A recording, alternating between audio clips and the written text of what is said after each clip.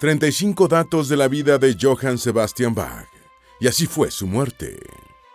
Johann Sebastian Bach nunca sale del top 3 de las listas de los mejores compositores de música clásica de la historia, casi siempre acompañado de Mozart y Beethoven, y para muchos es la máxima figura.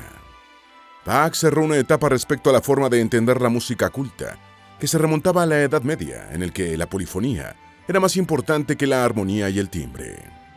Por otro lado, resultó un innovador, creando el concierto para teclado y el género de la sonata para teclado y un instrumento. Mozart dijo que solo de él podía aprender y Beethoven apuntó, no debería llamarse arroyo, sino mar. Bach fue tan fértil en la música como en la paternidad y tuvo 20 hijos, de los cuales solo 10 superaron la infancia.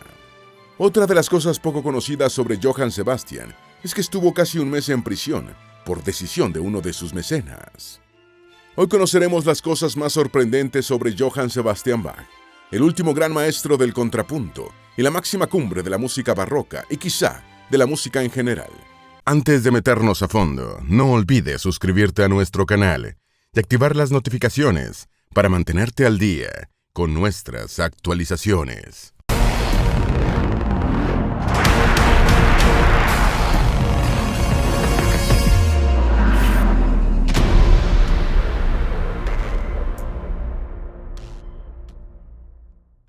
Número 1. Quedó huérfano a los 10 años.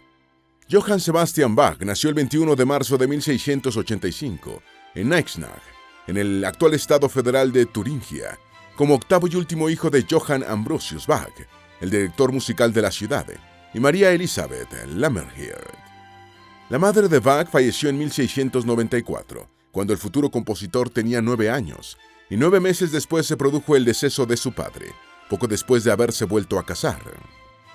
Con 10 años de edad, Johann Sebastian quedó totalmente huérfano, y su madrastra no pudo obtener la pensión de viudedad que otorgaba el ayuntamiento de Eisenach. Sin recursos económicos, Johann Sebastian y su hermano Johann Jacob se fueron a vivir a la casa de Johann Christoph, su hermano mayor, organista en la iglesia de San Miguel en Ohrdruf, una ciudad cercana. Número 2. Tuvo 20 hijos, pero 10 murieron recién nacidos o en la niñez. En el siglo XVIII las familias numerosas eran corrientes, pero 20 retoños representaban una cifra muy respetable. El 17 de octubre de 1707, un Bach de 21 años se casó con su prima segunda y cantante María Bárbara Bach, enlace del que nacieron 7 hijos, 3 de los cuales murieron en la infancia. Solo llegaron a adultos Catalina Dorothea, la primogénita, Wilhelm Friedmann, Carl Philipp y Johann Gottfried, quien fue un notable organista antes de morir, abrumado por las deudas a los 24 años. María Bárbara falleció el 7 de julio de 1720 y Bach se enteró 2 meses después, a su retorno de un viaje al balneario de Karlsbad, donde se encontraba acompañando a su empleador, el príncipe Leopoldo de Anhalt-Köthen. 17 meses después de la muerte de su primera esposa, Bach se casó con Ana Magdalena Wilke, quien se encargó de sus 4 hijastros y procreó 13 hijos con el músico. De este segundo matrimonio de Bach, solo 6 hijos alcanzaron la adultez. Número 3. Estuvo en prisión.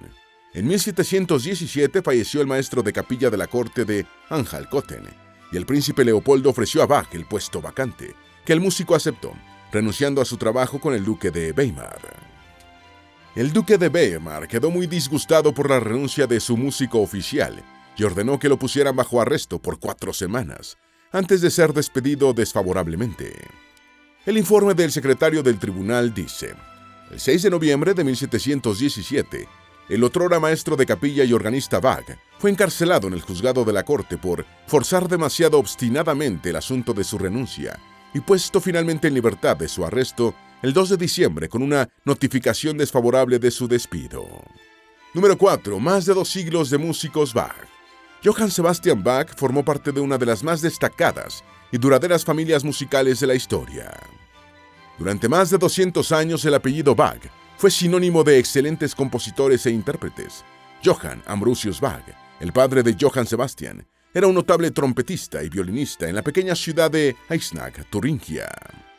El cargo de Johann Ambrosius Bach incluía la participación en la música eclesiástica y la organización de la música profana. Al igual que su padre, todos los tíos de Bach fueron profesionales de la música, como compositores, organistas y músicos de cortes. En la época de Bach, los gobiernos locales alemanes, la nobleza y la iglesia luterana proporcionaban un significativo apoyo en la formación de músicos, particularmente en los electorados de Sajonia y Turingia. Número 5. Pudo estudiar en la prestigiosa escuela de San Miguel, en Luneburgo, por un premio que ganó. Viviendo con su hermano Ohrdruf, Bach aprendió composición y teoría musical, así como a tocar el órgano y el clavecín. En ese periodo estudió teología, griego, latín, francés e italiano en el gymnasium local. En 1700, a los 14 años de edad, Johann Sebastian ganó un premio, junto a su amigo George Erdmann, 2 años mayor que él, para recibir una formación coral en la famosa escuela de San Miguel, en Luneburgo, no muy lejos del puerto de Hamburgo, entonces una de las ciudades más grandes del Sacro Imperio Romano Germánico. Durante su estancia en Luneburgo, Bach aprendió a cantar en el coro a capela y probablemente tocó el órgano con 3 teclados y sus clavicémbalos. Número 6. Posiblemente fue sirviente del duque de Weimar. En 1703, poco después de graduarse en San Miguel y de ser rechazado en su postulación para organista en Sangerhausen, Bach consiguió empleo como músico de la corte en la capilla del duque de Weimar, Johann Ernst III. Su trabajo allí no está claro, pero probablemente incluía ocupaciones serviles, no musicales. Su reputación como teclista empezó a extenderse y fue invitado a dar el concierto inicial con el flamante órgano de la iglesia de San Bonifacio en la cercana ciudad de Arnstadt. En agosto del año 1703, Bach aceptó el puesto de organista de la iglesia de San Bonifacio, donde disponía de un órgano nuevo que podía afinarse de una novedosa manera, que ampliaba las posibilidades de ejecución. Número 7. Un músico enojado lo persiguió con un palo. En su tiempo en San Bonifacio, Bach empezó a componer preludios para órgano, en composiciones que ya mostraban un control estricto de los motivos. Sin embargo, después de varios años en su trabajo en Arnstadt, comenzaron a surgir discrepancias entre el joven organista y sus patronos y compañeros. Bach no estaba satisfecho con el nivel del coro y de algunos instrumentistas, y ofendió a un joven de nombre Geijersbach, llamándolo fagotista flojo. Geijersbach fue tras él con un palo, dispuesto a golpearlo, y Bach parece que se salvó por piernas de un buen escarmiento. Presentó una denuncia y el perseguidor recibió solo una reprimenda, y a él le recomendaron que cuidara la lengua. Número 8. Caminó 800 kilómetros para asistir a un ciclo de conciertos del maestro Dietrich Buxtehude. Dietrich Buxtehude fue un organista germano-danés, considerado por Bach como la máxima figura del órgano alemán de su tiempo. En el invierno de 1705 a 1706, Bach hizo enojar a sus jefes de Arnstadt cuando estuvo ausente de la ciudad y de su trabajo durante 4 meses para asistir a un ciclo de conciertos de Buxtehude en Lübeck, después de haber pedido permiso solo por 4 semanas. Para escuchar las interpretaciones de su admirado Buxtehude en la iglesia de Santa María de Lübeck, Bach tuvo que caminar 400 kilómetros de ida y otros tantos de vuelta. Sin embargo, el tiempo que pasó con el ya anciano organista sería fundamental para su futuro como compositor e intérprete, y Buxtehude es considerado uno de los músicos más influyentes en la obra de Bach. Bach quiso convertirse en secretario de Buxtehude, pero el viejo organista le puso como condición que se casara con su hija, lo que Johann Sebastian no aceptó. Número 9. Se casó por primera vez en 1707. En 1707 Bach tomó posesión del cargo, mejor pagado, de organista en la iglesia de San Blas, en Mühlhausen. A los 4 meses de haber llegado a la ciudad se casó con su prima María Bárbara Bach.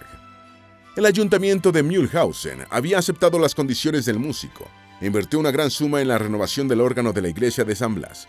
Igualmente le proporcionó un buen coro. En 1708, Johann Sebastian compuso la cantata festiva «Dios es mi rey» para la inauguración del nuevo consejo de la ciudad. En 2 ocasiones, en años posteriores, el músico regresó a Mühlhausen para dirigir la obra. Número 10. Regresó a Weimar en 1708. Tras solo un año en Mühlhausen, en 1708 Bach aceptó el cargo de organista en la corte del duque de Weimar. Allí formaba parte de un grupo grande y bien pagado de músicos profesionales, y este periodo de su vida en Weimar fue fructífero, iniciando una época de composición de obras para teclado y orquesta. Para ese momento ya había estudiado y transcrito obras de Antonio Vivaldi, Arcangelo Corelli y Giuseppe Torelli, gracias a lo cual aprendió a escribir aperturas dramáticas y emplear los esquemas armónicos y los ritmos dinámicos de estos músicos italianos, aplicando esas cualidades a sus propias composiciones. En Weimar, Bach compuso preludios y fugas, después recopilados en su monumental obra, El clave bien templado, publicada por primera vez en 1801. Número 11. Su primera cantata navideña fue interpretada en el Bicentenario de la Reforma. En 1714, Bach fue ascendido a concertino, un honor que suponía interpretar cada mes una nueva cantata de iglesia en la capilla del Palacio Ducal. Las 3 primeras cantatas compuestas por Bach en Weimar fueron Rey Celestial, Sea Bienvenido, para el Domingo de Ramos, Llorar, Quejarse, Preocuparse, Tener Miedo, para el Domingo de Júbilo, y Resuenen canciones, suenan cuerdas, para el Domingo de Pentecostés. Cristianos, graben este día, primera cantata navideña del compositor. Posiblemente se estrenó en Weimar en 1713 y fue interpretada en el Bicentenario de la Reforma Protestante en 1717. En 1717 se planteó en Dresde el anecdótico intento de duelo musical de Bach con el organista francés Louis Marchand, afirmándose que éste abandonó la ciudad tras escuchar a escondidas una interpretación del alemán. Número 12. Nunca conoció a Händel, a pesar de que nacieron el mismo año y vivieron en ciudades separadas por solo 130 kilómetros.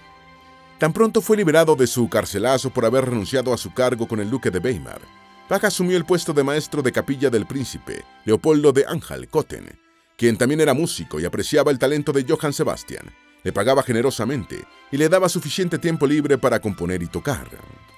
Sin embargo, el príncipe era calvinista y no hacía tocar música en sus oficios religiosos. Por ello, la mayoría de las obras de Bach de este periodo fueron profanas, incluyendo los conciertos de Brandenburgo, las sonatas y partitas para violín solo, las 6 suites para violonchelo solo y las suites para orquesta. Resulta sorprendente que a pesar de haber nacido el mismo año y de estar separados solamente por 130 kilómetros, Bach y George Frederick Händel nunca se conocieron. En 1719, Bach viajó a Halle con la idea de conocer a Händel, pero el músico no estaba en la ciudad. En 1730, Wilhelm Friedmann, hijo de Bach, fue a Halle para invitar a Händel a visitar a su padre, pero la visita nunca se produjo. Número 13. Llamó tacaño al gobierno local de Leipzig. Johann Kuhnau, director musical en la iglesia luterana de Santo Tomás de Leipzig, murió en 1722. Bach conocía a Kuhnau. Había aprobado el órgano de la iglesia y juntos habían asistido a la prueba e inauguración de un instrumento en Halle. Sin embargo, el puesto vacante fue ofrecido al músico George Philipp Telemann, quien lo rechazó, prefiriendo aceptar una oferta en Hamburgo. En 1723, Bach fue nombrado cantor y director musical de las principales iglesias de Leipzig, la ciudad mercantil líder del poderoso electorado de Sajonia, cuyo gobernante representaba un voto en el exclusivo colegio que elegía al emperador del Sacro Imperio Romano Germánico. Su trabajo en Leipzig fue el primero de Johann Sebastian para el gobierno, ya que siempre había estado al servicio de la aristocracia y calificó de tacaño al consejo municipal de la ciudad. Número 14. Tocaba en bodas y funerales para pagar a sus músicos. En 1724, Bach compuso en Santo Tomás de Leipzig un ciclo de cantatas de iglesia, creyéndose que dirigía frente al coro, de espaldas a la congregación, o tocaba el clavecín. El ayuntamiento de Leipzig solo pagaba 8 instrumentistas permanentes, una limitación que fue una constante fuente de fricciones con Bach, quien tenía que recurrir a la universidad, a la escuela de la iglesia y al mismo público para reclutar a 20 o más músicos que completaran la orquesta en la ejecución de las partituras medianas o grandes. Bach les pagaba a los músicos no permanentes de estos grupos con los ingresos que obtenían en funerales y bodas. Con este propósito, escribió por lo menos 6 motetes, la mayoría para doble coro.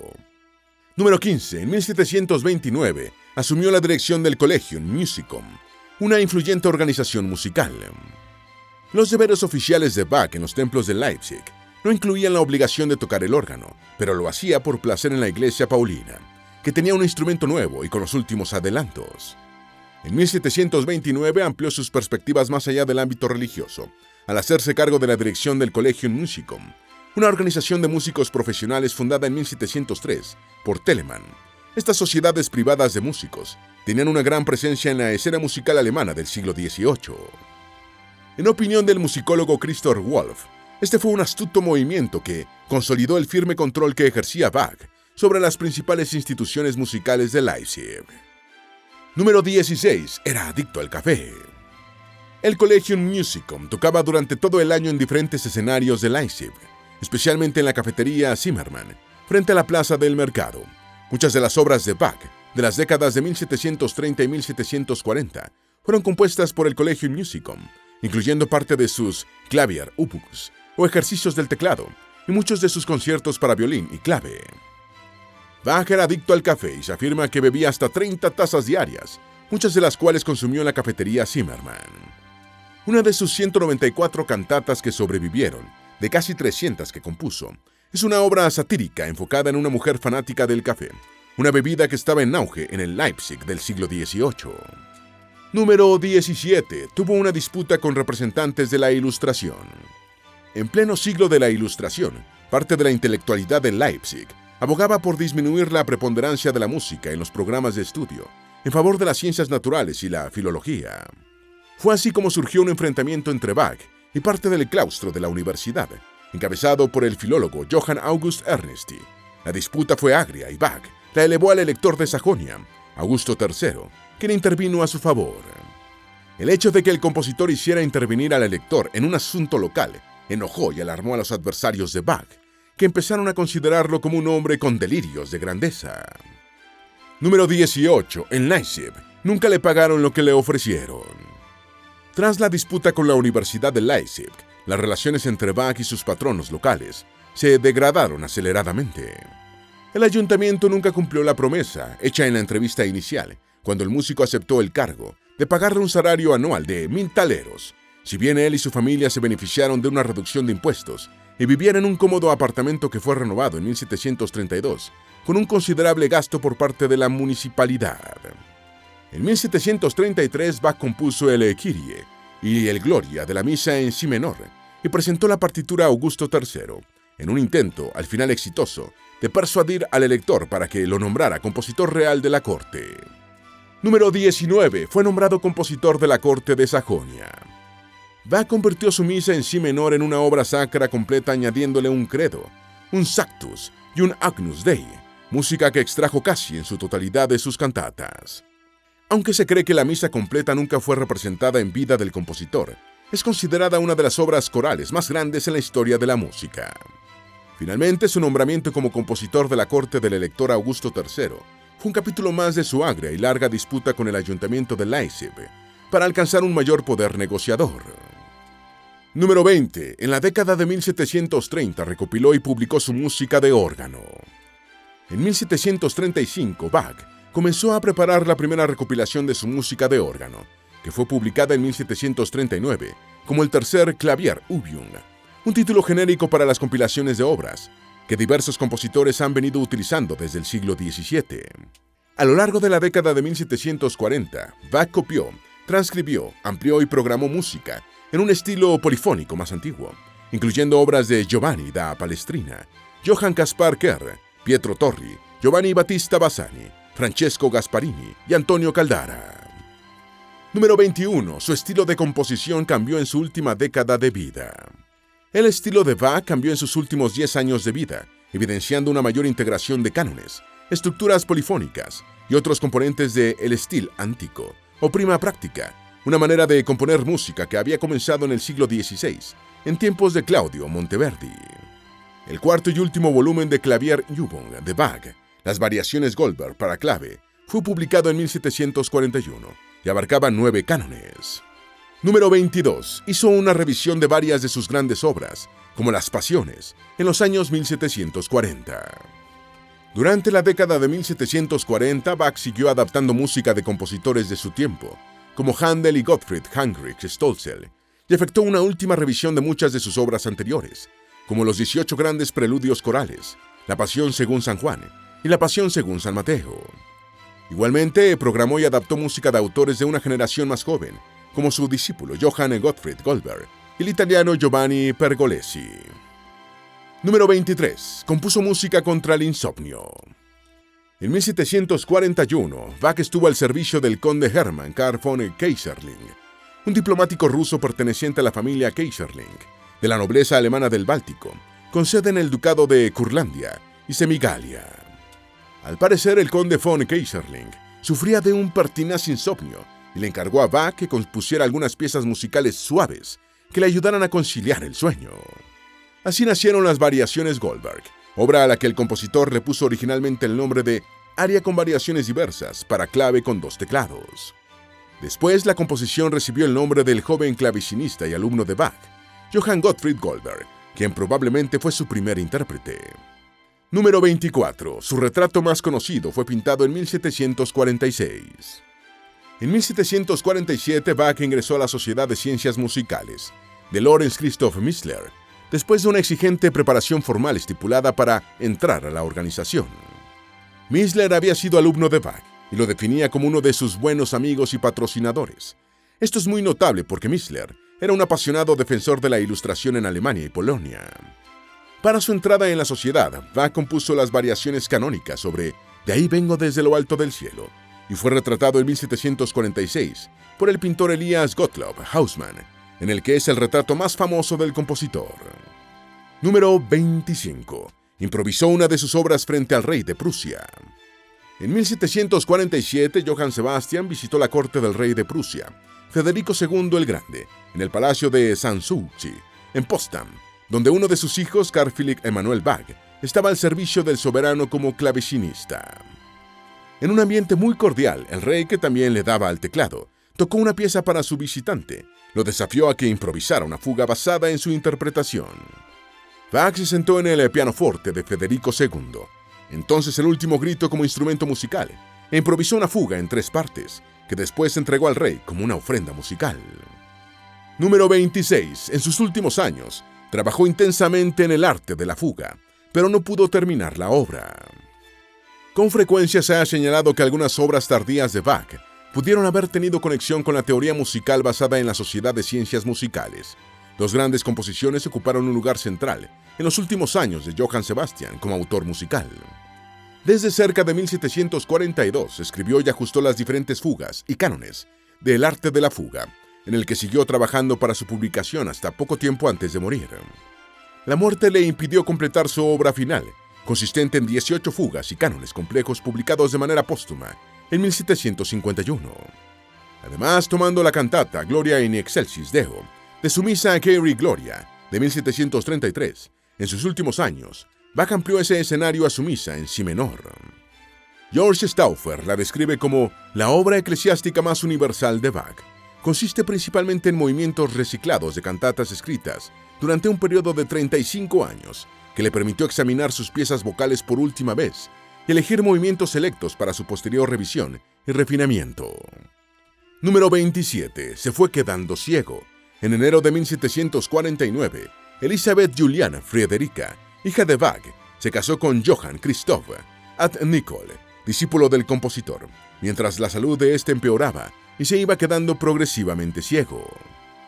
La última pieza que completó Bach, el preludio coral, Por la presente vengo ante tu trono, fue un regalo que hizo en su lecho de muerte a su yerno.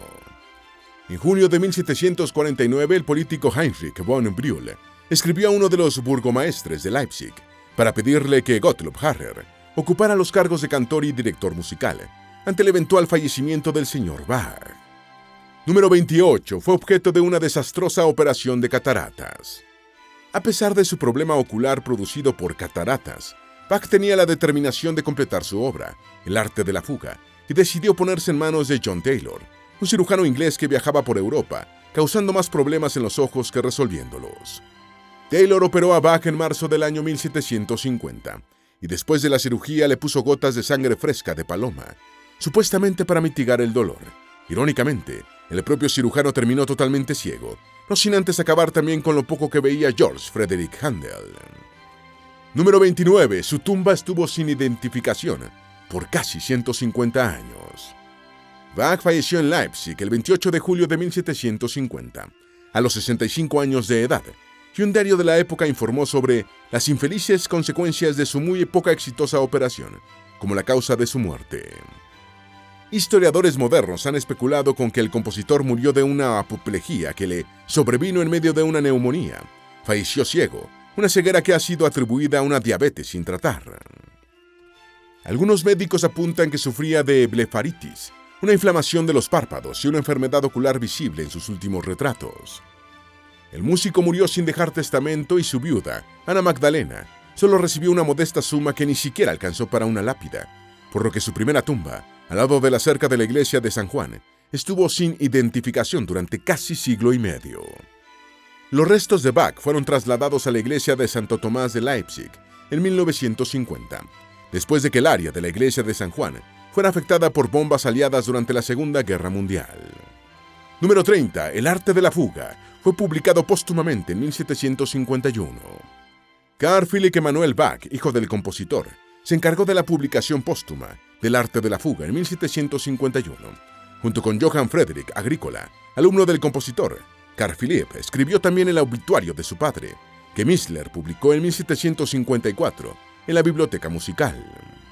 2 meses después de la muerte de Bach, se realizó un inventario de sus bienes, que incluían 5 clavecines, 3 violines, 3 violas, 2 violonchelos, un laúd, una viola de gamba, una espineta y 52 libros sagrados, incluyendo obras de Flavio Josefo y Martín Lutero. Número 31. No compuso ninguna ópera. Sorprende que Bach, uno de los grandes compositores de todos los tiempos y para muchos el mejor, no haya compuesto ninguna ópera. Mozart compuso 22 y Beethoven una, Fidelio. La razón de esta ausencia en el legado musical de Johann Sebastian parece estar en su tipo de patrocinadores, los mecenas de Bach, siempre grandes personajes de la nobleza o entidades gubernamentales. Básicamente estaban interesados en la música religiosa para honrar a la iglesia luterana y no en el popular género operístico. Sin embargo, la influencia y el lenguaje de la ópera seria de su tiempo se encuentran presentes en la obra vocal de Bach, particularmente en sus cantatas, oratorios y pasiones. Número 32. Cerró una etapa histórica en la música y a la vez fue un innovador. Después de Bach, varios formatos musicales, como las cantatas sacras, las pasiones, las fugas y las tocatas, perdieron interés para las siguientes generaciones de grandes compositores. Bach cerró un periodo con relación a la manera de entender la música culta, que se remontaba al medioevo, en el que la polifonía tenía mayor relevancia que el tono y la armonía. Sin embargo, resultó pionero en otros aspectos, siendo el primer gran compositor del concierto para teclado. En el concierto de Brandeburgo número 5, confirió al teclado un rol solista que jamás había tenido. Número 33. Se influyó en los grandes músicos de la historia. A finales del siglo XVIII y principios del XIX, Bach era ampliamente reconocido como uno de los máximos músicos de la historia, particularmente por sus composiciones para teclado. Los más grandes personajes de la música, como Mozart, Beethoven, Haydn, Mendelssohn, Schumann y Chopin, se encontraban entre los más decididos fans de Bach, y fueron grandes admiradores de la obra de Johann Sebastian que pudieron conocer. Hay que tener en cuenta que en tiempos de estos grandes monstruos de la música, no había ni grabaciones ni automóviles, y la única forma de conocer una obra era escuchándola en vivo, a menudo después de un largo y fatigoso viaje. Algunas de estas luminarias empezaron a componer de manera más contrapuntística, después de escuchar las piezas de Bach. Número 34. Beethoven dijo de él: no debería llamarse arroyo, sino mar, y Mozart dijo que solo de él podía aprender. Estando de visita en Leipzig, Mozart escuchó el motete, Canta al Señor una nueva canción, y quedó tan impresionado que pidió conocer todo cuanto había de Bach en la ciudad, diciendo: al fin algo de lo que se puede aprender. Conociendo solo parcialmente la obra de Bach, Beethoven lo definió como el padre original de la armonía. Bach significa arroyo en alemán, y Beethoven pronunció la siguiente frase: Nicht Bach, sondern mir sollte heißen, que significa: no debería llamarse arroyo, sino mar. Número 35. Su música circula por el universo.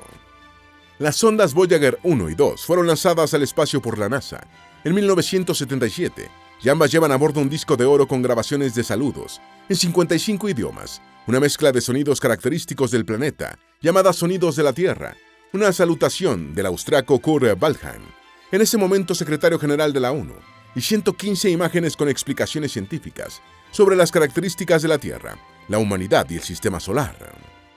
El disco viajero lleva también una selección musical de varias culturas del mundo, y la música de Bach está representada por el concierto de Brandeburgo número 2 en Fa mayor, preludios y fugas, el clave bien templado y el movimiento Gavotte en Rundog, de la partita para violín solo número 3.